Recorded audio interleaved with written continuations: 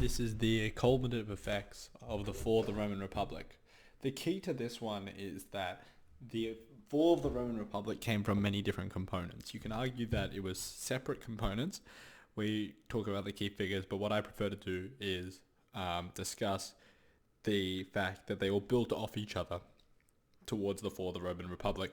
The Roman Republic, its fall, is defined from 133 BCE to 24 BCE, which goes from the Tiberius Gracchus to Augustus Octavian rising to power as an emperor. But some argue, including Beard, that the Roman Republic actually fell when Caesar won the civil war in 44 BCE and had king-like powers. So Tiberius Gracchus is where it starts, and Sternberg says that in the time leading up to Tiberius Gracchus's reign in 133 BCE, that Sternberg said that the nobilitas, which was the wealthy class, were able to bring magistrates to heel and were able to reel in any plebeian tribunate that would be, quote, too independent. What this means is that the power, although split during the conflict of the orders, were no longer split, and the nobilitas or noble rich people were able to control all of politics by influencing them through patron clientage or just through power and money. So in 133 BCE, Tiberius Gracchus comes to power and is killed. So in 134 BCE actually is when Tiberius Gracchus comes to power, but very late in the year.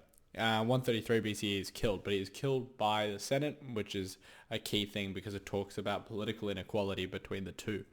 Even though that the tribunates were sacrosanct, which means they were protected under a religious right, they were killed and the Senate wasn't punished, well, relatively unpunished. So Tiberius Gracchus's big deal, the reason why he was killed, was that he wanted to redistribute land to the people. This angered the senatorial elite who owned most of the land. And because they owned the land, why would they want to give it away to people for free? It doesn't make sense, and hence they were angered by his decision. But Tiberius Gracchus, as a tribunate under the final secession, had power to use the popularity to vote and to gain a legally binding reform. So Stobart calls Tiberius Gracchus an optimist, suggesting that he was deaf to the baser notes of human nature and failed to recognize how selfish and corrupt all sections of Roman society had become. This is seen through his death and murder, where he really should not have died there. He was completely in the right, and then he got murdered by the Senate, which is proof of political violence. Like Beard states, political violence yields results in the Roman Republic, which is a fatal lesson, which is the key component, which is a takeaway from Tiberius Gracchus. So if you're talking about the cumulative effects, Tiberius Gracchus' use of populist power, as well as the Senate's use of political violence, as well as the inequality of political power between the nobles and the tribunates. These are the key things to take from Tiberius Gracchus moving forward. So Marius and Sulla are the two next big people in the fall of the Roman Republic. The Marian reforms of 107 BCE, according to Beard, the Marian reforms did more damage to the Republic than an enemy ever could. This was because it enabled people to use, quote, private armies. Now, the purpose of a private army was that, according to Seeger, it was an army loyal to himself more than Rome. The danger of this is that because until this point, an army was loyal to Rome, therefore it protected Rome, but now it protected the general and the general's rights. That was because Marian reforms enabled generals to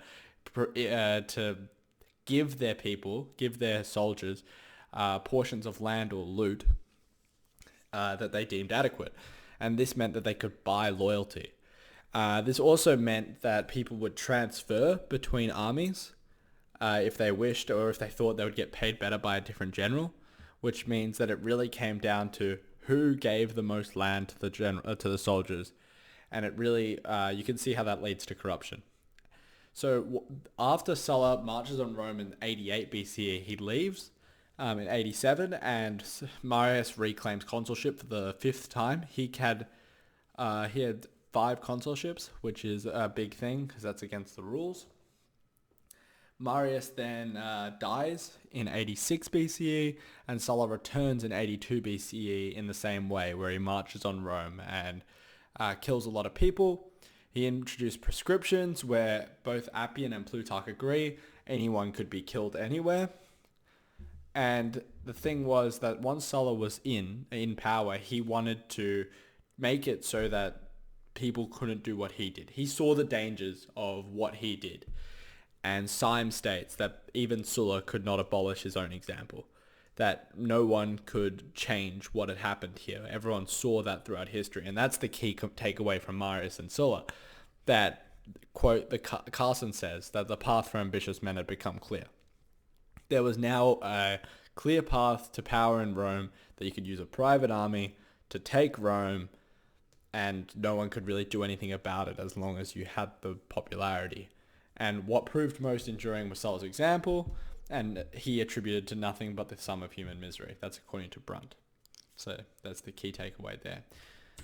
So Julius Caesar is seen as Beard as the culminative effects. He's seen as the product of the previous two slides.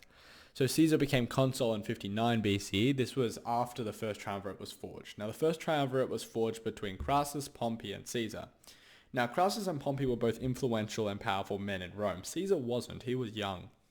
The reason why Caesar was given a spot on the triumvirate was because he wanted to be consul, and neither Crassus or Pompey wanted to be consul in 59 BCE. So Caesar became the face of the triumvirate. However, Beard points out that the rivalry of these three ambitious men usually led to a power swing and different policies contradicting each other and getting basically chaos in Roman politics, which is not a good thing. Caesar and the triumvirate disappeared when Crassus died, and so did Pompey's wife, who is Caesar's daughter. And in 48 to 44 BCE, there was a civil war between Pompey and Caesar, where Pompey controlled the Optimatus and Caesar controlled the Popularis, which is a divide created by Tiberius Gracchus. Now, Plutarch said that Caesar had a passion to become king, which was very offensive to the Romans, because the Romans, quote, expelled the kings under Brutus, when Tarquinius Superbus was showing that he had kingly powers and kings are bad. So Mommsen says that he was filled with republican ideals, yet born to be a king, saying that throughout his entire career it was clear this is where he wanted to go, like as seen in the Gallic Wars of 58 to 50 BCE, where he used propaganda to boost his popularity, and it looked like he was acting in a very empirical way. So Caesar was assassinated in 44 BC because of this, and then people went relatively unpunished because it was seen as them expelling a king. So Augustus Octavian is important to talk about, even though he won't be a key component of the essay. So Augustus Octavian was the first emperor. He was the adopted son of Caesar. Beard calls him the model emperor, in which all future emperors would be compared to. And he saw himself as the son of God, or son of Caesar, when Caesar got anointed. And Beard also says that he changed what Roman power and culture was all about. So a general summary of the points is that Rome fell due to a culminative effect. You have Tiberius Gracchus, who had the popularity as well as the proof of political violence through the Senate. Then Sulla and Marius with the Marian reforms, showing the power of an army that's loyal to you instead of loyal to the state. And then Caesar utilized both those things to secure power and secure monarchical-like powers, which then the people of Rome didn't like, because it could be seen as he was acting king-like, and kings were seen as wrong in the Roman Republic. And Augustus Octavian became the formal first emperor, signifying the fall of the Roman Republic.